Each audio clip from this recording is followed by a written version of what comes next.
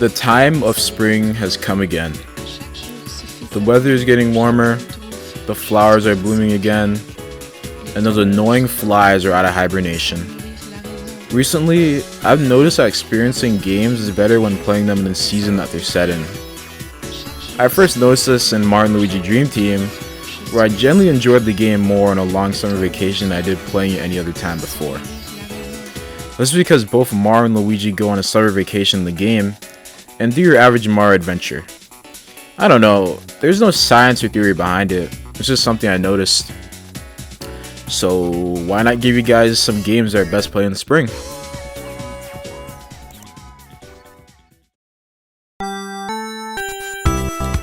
Man, Sonic 1 has always felt like a totally different game from Sonic 2 and 3. Everything is just so low-key and simple compared to the other classic games. The music isn't as fast-paced or dramatic like its sequels, neither is the level design. It just feels like another day for Sonic, thwarting Eggman's plans like usual.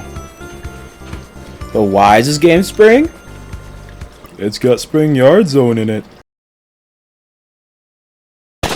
There's not really any high stakes with cutscenes like Sonic 2 and 3 established, and the game is just very simple. Like, after you get the Chaos Emeralds and go through the credits, that's it. You beat the game. There's no new form to enjoy or level select to mess around with. You finish the game. That's all. Go outside and enjoy your day, man.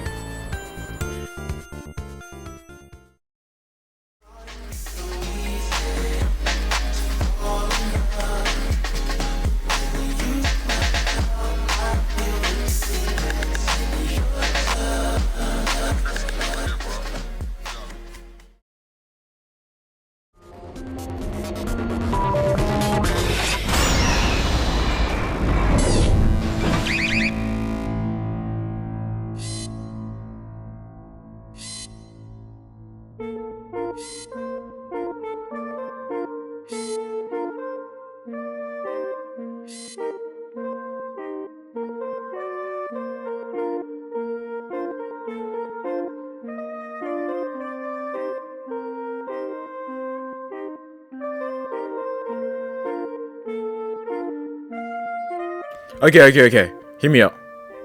Portal 2. This one is based mostly on vibes. The game breaks away from the sterile, dead laboratory of the first to convey the change that 2 brings to the table narratively. Vines are growing, seeping into the test chambers because GLaDOS is down. The place is dilapidated, with one caretaker being replaced by another. Nature. Going deeper into the lab, you get to finally see natural light, missing from the first game. It really feels like you have a chance to escape this time. I took this as a way to show the change that spring brings. The monotony of winter is broken by a transformation of spring. A suffocating walls of aperture finally give to welcome a new season, letting you take a breath of fresh air and giving newfound hope for change. And the environments are just absolutely wonderful here, man. They all tell a story of aperture. I'd volunteer to become a test subject just to come here and soak up the environment. You guys are going to kill me for saying this, but honestly, a little part of me doesn't want a Portal 3 or Half-Life 3. Because deep down, a little part of me knows that they won't be able to create such an immersing atmosphere as their predecessors. Hell, the story of Portal 2 reached a pretty satisfying end in my opinion. Shell gets out, and Wheatley is chilling in space. Maybe Portal 3 will follow another test subject woken up from sleep. Or Shell just working as a parking garage toll booth attendant.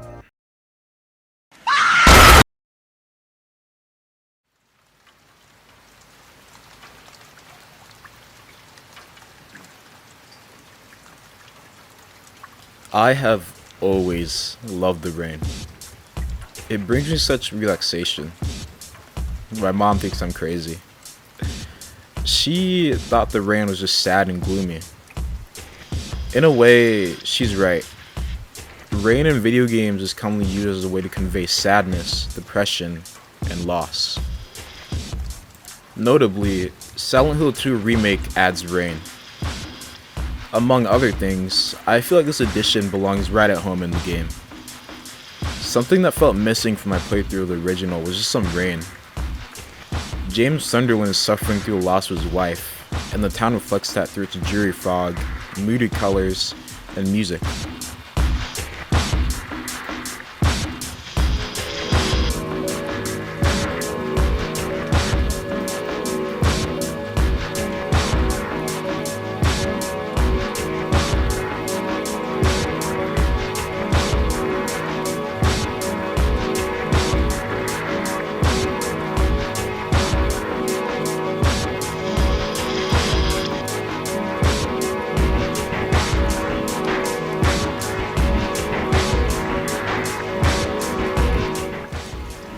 It would only be natural for it to rain quite a bit in Silent Hill, adding to a depressing atmosphere. Silent Hill 2 is just one of those games you play on a rainy day, which in spring, there are a lot of. This allows the weather in the game to mirror real life, only adding to the immersion of the experience. Pretty much like 4D cinema. Even though Silent Hill is based in Maine, I felt some sort of connection to the town, like I've been there before at some point in my life. I felt the same way when I was playing the 2001 original, making it feel almost comforting? I don't know. I still feel that same comfort towards the game, especially in the Lakeview Hotel. It's designed a lot like a hotel I stayed at on a vacation when I was a kid, but I can't really remember where it was or when I stayed at the hotel. Probably somewhere in Wisconsin? Maybe it was next to a water park. I have a hard time remembering things from my childhood as of recent. I'm getting off topic.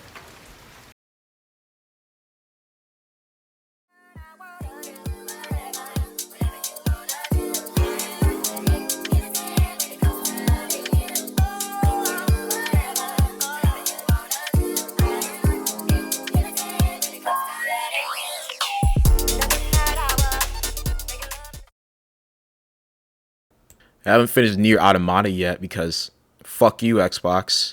We're here live here, man. My typical Sunday. Now, I want to his ass, but I Xbox his ass.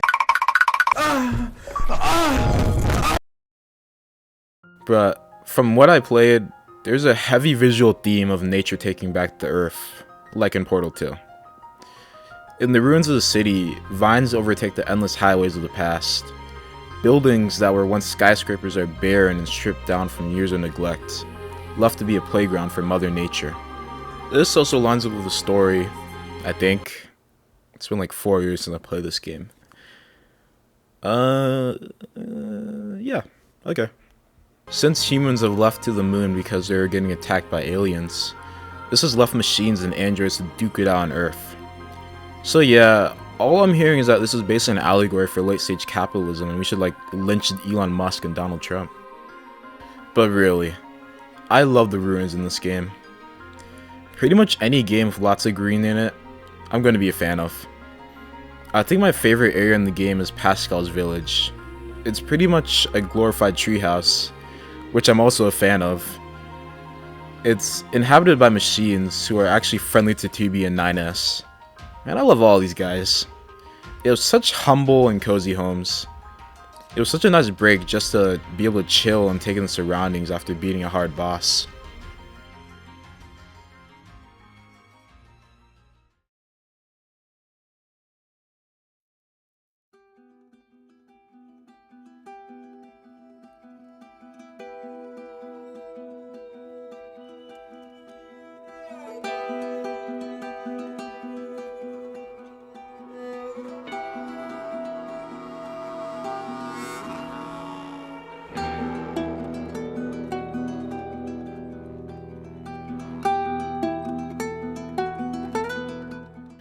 Another game that continues the theme of nature retaking the Earth is The Last of Us 2. The whole series has this theme, but I just chose 2 because it's the most nice to look at. Like, really, The Last of Us 2 is probably in the top 10 best looking games I've ever seen, next to RE1 Remake and Arkham Knight. It's insane that Naughty Dog managed to put this on the aging PS4 hardware in 2020. And absolutely puzzling that they decided to remaster it for PS5 for barely any visual differences. The foliage on the hill crest is absolutely amazing. Again, I've never seen such realistic grass in a video game before, or in real life. And finally, we have a game that actually takes place in spring. Hillcrest is the most spring area in a video game that's ever springed. Says me. Everything I've said before is perfectly encapsulated in Hillcrest. The overflowing plants because of humanity's decline. Check. Rain. Check. Gloomy. Check. The Last of Us 2 is peak for spring gaming. If I was in the Last of Us universe, I'd just love to live here. There's a bunch of weeds and vines everywhere, but it's nice and cozy to me. It reminds me a lot of places I've visited in real life, like when I used to stay at my auntie's house after church. As a kid, I used to just wander around her backyard sometimes, which led to a trail outside that had lots of greenery and trees. There, I would just roam the area, playing with the biggest stick I could find until the evening came.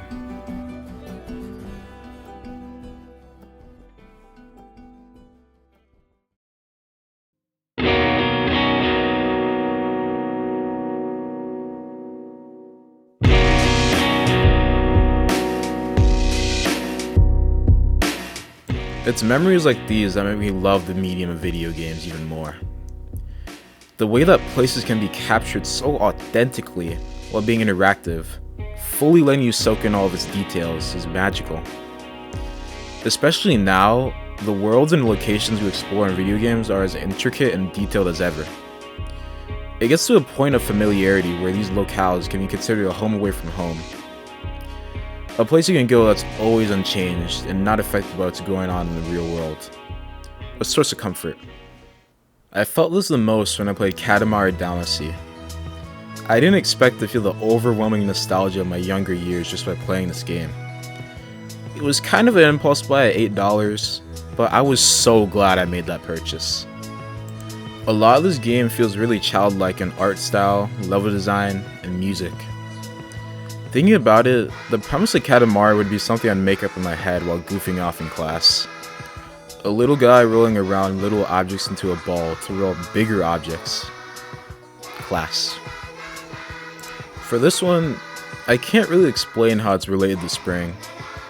I just feel this carefree energy when playing Katamari. I think the music embodies this the most, with the soundtrack reminding me of spending a nice spring day outside, watching the clouds roll by. One of my favorite songs from the OST, Cherry Blossom Color Season, I like it a lot for this reason. The children singing the chorus just fills me with a bunch of nostalgia.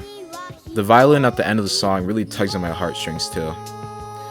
It reminds me of that those days of being a carefree kid are over, and that they'll just live on in a fading, happy memory.